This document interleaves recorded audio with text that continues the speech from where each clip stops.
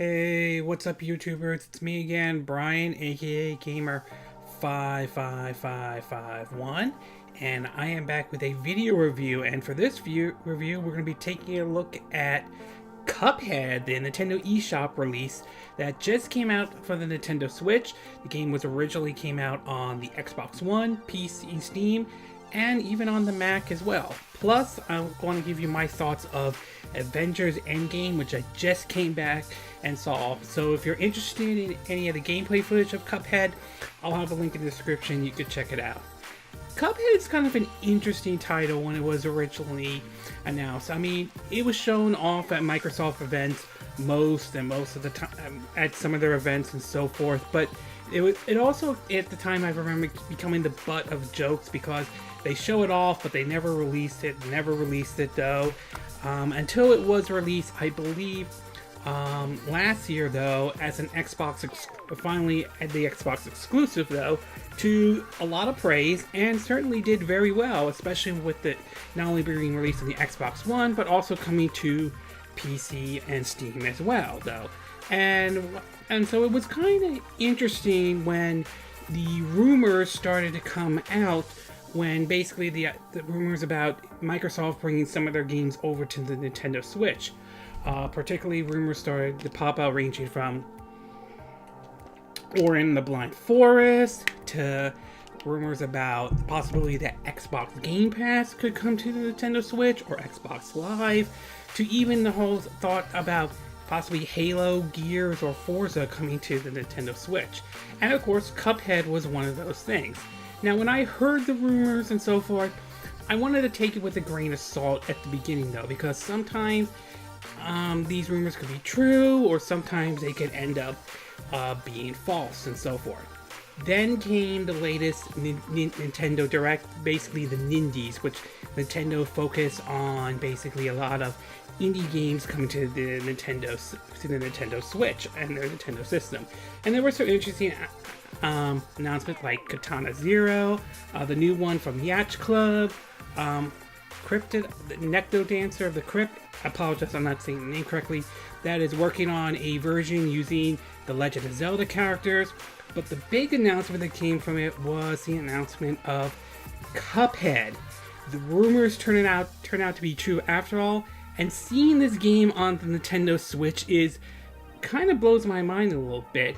And after investing some time with the game for maybe a week or so having it, I honestly have to say that it is definitely one of those games that fall into the fun but frustrated type of games. So why don't we get started with the pros and cons, and we'll start off first with the pro.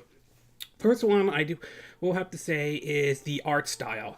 I definitely like what the developers did with the game. The game is basically a cartoony, or mostly a 1930s art style of the game. Basically, if you've seen some of the old cartoons, like the old Looney Tunes or Disney stuff, you'll get the idea. In fact, there is one example. I have a link in the description. You could sort of check that out. And the music and the sound really fits the game very well. So I really like the 1930 cartoon art style that they added into the game. The next thing I do want to talk about is the gameplay. Basically, this is a 2D shooter to be exact, and it's also a good 2D shooter as well. You basically have two different kinds of most games. You have the run and gun, and you have the boss mode. And what makes these games interesting is that it hankers back to the old school 2D shooters, the kind of games where you have to memorize the enemies, where they are, ranging from where they are placed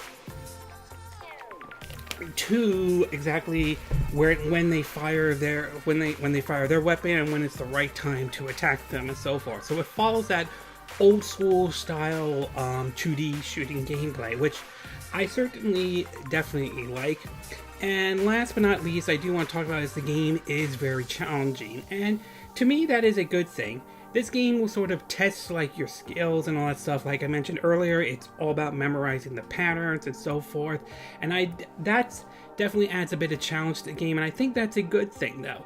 Another thing to point out though is that you do have, in a way, you do have unlimited lives. So you could try as many times as you like, though. You also can get power-ups for your character, whether you're playing as either Mugshot or Cuphead. If you're playing single player, you can pick any one of them. They both act the same and all, and you have to figure out which is the best power up for which boss or which area you're going into. So it's a very challenging game, and I definitely like that. Okay, we're going to take a quick break. When we get back, we're going to get to part 2, which is the cons, plus my thoughts on Avengers Endgame. So we'll take a quick break, and we will be right back.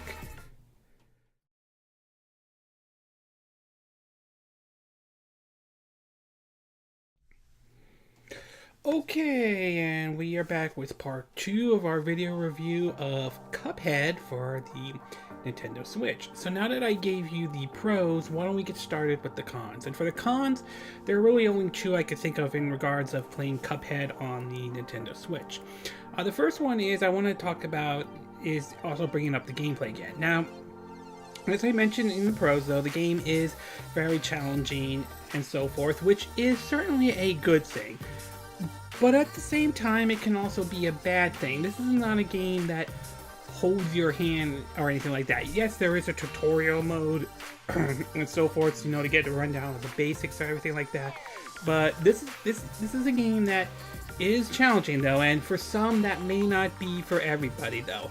I certainly didn't have a huge problem with it or anything like that. Yeah, there were moments when it can get a little bit frustrated and so forth, but it wasn't enough to discourage me from playing against some of the bosses and constantly trying again and improving in some areas, and some areas I still need to improve and so forth. So the hard as hell gameplay for Cuphead might not be for everyone, though. But again, like I said, it didn't bother me as much, but I can understand how it could bother some out there. And last but not least, one of my issues I would have liked to see in the game is a little bit more of the run and gun level. So while the bosses and all that stuff are creative and fun and all that stuff, I would have liked to see some more of those traditional levels. Based on the 2 areas I've been on the map so far, they're only each one only has about, I think, 2 run and gun levels in each of the world maps. Otherwise, most of them are just bosses and so forth. Think of it sort of like a boss rush mode and so on. So I mean, again, I don't have a problem finding some of these bosses in the game. I just wish there were more run and gun levels and so forth. Overall, Cuphead is definitely a fun game indeed, though. It has a unique 1930s cartoon style with it, along with the music, and the gameplay is fun. It's the classic old school 2D shooter that most people may remember growing up back then and so forth. And it is a challenging game. Yes, the challenge can turn some people off, and yeah, I do wish there were more run and gun levels, but I did not come away disappointed with this. I came away very pleased playing Cuphead, and I'm hoping that hoping if the rumors are true, that a sequel to Cuphead does happen. And I do wonder if this could open the door to the possibility that could Ori and the Blind Forest happen and come to Nintendo Switch? Could Rare Replay happen and come to Nintendo Switch? And could the rumors be true about the possibility, although this opens the door, but we won't know for certain, but the possibility of, say, Xbox Live coming to the Switch, or Xbox Game Pass, or even if the rumors about possibility that Halo or Forza or Gear could make this way over to the Nintendo Switch? Again, it might be a bit of a stretch to some areas, and it's way too early to know for certain if those happen or anything like that. But with Cuphead appearing on the Nintendo Switch, it does open the door to the possibility that it is. So we'll have to wait and see on that. But in the meantime, overall, I enjoyed Cuphead. I hope you enjoyed it as much as I did, though. Okay, now that I got that part of the way, I want to give you my thoughts on the movie Avengers Endgame. I just came back and saw it, though. I saw a 3 o'clock showing, and yes, it is 3 hours long, and it's good. It is. I will say that most of the theories that have been floating around the internet and so forth, most of them are true. Not all of them are, however. There were some that I didn't expect or saw coming, though, but there were some that I've read about that turned out to be true after all, okay? One theory, obviously, that's not true, although this kind of became a joke, and I thought it was kind of funny, was that Ant-Man would go up Thanos' ass and so forth, which obviously that didn't, though that would be funny though. But the movie itself, it definitely had, at the beginning and at certain points, had a much somber or somewhat darker tone to it in the beginning than it was like in like the opening or anything like that. So it did, I mean, there were some funny moments and all that stuff. And then of course, the grand battle in the movie, which is awesome and so forth, and a lot of people were cheering when they saw that happen though. So my overall takeaway from the movie is that it's a fitting conclusion to the 22 films that has been out in the MCU so far. And it's a fitting conclusion to some of the characters in this movie though, although there were some surprises I didn't expect to happen though, and it's going to be really interesting to see where the MCU goes from here now that this Endgame has concluded though. Obviously the next film is going to be Spider-Man Far From Home, but I'm just very, very curious where they're going to go with this though. So my overall takeaway from Avengers Endgame is that if you've been following the MCU for a long time, and this is the moment you've been building up for, it is well worth it. Well, okay, this concludes my video review of Cuphead, and of course my thoughts on Avengers Endgame. And of course, these are my opinion. What are yours? What are your thoughts about Cuphead on the Nintendo Switch? Were you pleasantly surprised to see Cuphead come to the Nintendo Switch? Have you downloaded the game? Have you downloaded the Switch version, or you're sticking with the Xbox One or the PC or the Mac version to be exact? Is the game fun and challenging? Do you like those kind of games? Do you not those kind of games? Do you like the 1930s style cartoons, the cartoon style graphics, and the music and sound to it? And what are your thoughts about Avengers Endgames? Did you see Avengers Endgames?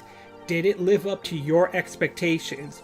Or some of the theories or rumors that were floating around today, do you think that some of them were true? Do you think some of them were not true? Were there some stuff you were surprised to see in any way? Did you like what I said in this video? Did you not like what I said? Do you agree with my opinion? Do you disagree? As always, sound off on the comment section below. Let me know what you think, and I hope you hit that like button. I would appreciate it. And I hope you do subscribe to my YouTube channel. Also, feel free to share this video if you want to, and feel free to donate to my channel if you like. You could do it through PayPal me or Patreon. Links will be in the description of this video. And I will see you again next time when I do another video. Hopefully that'll be soon. Until then, from Southern California, I wish you all a good evening then. Bye!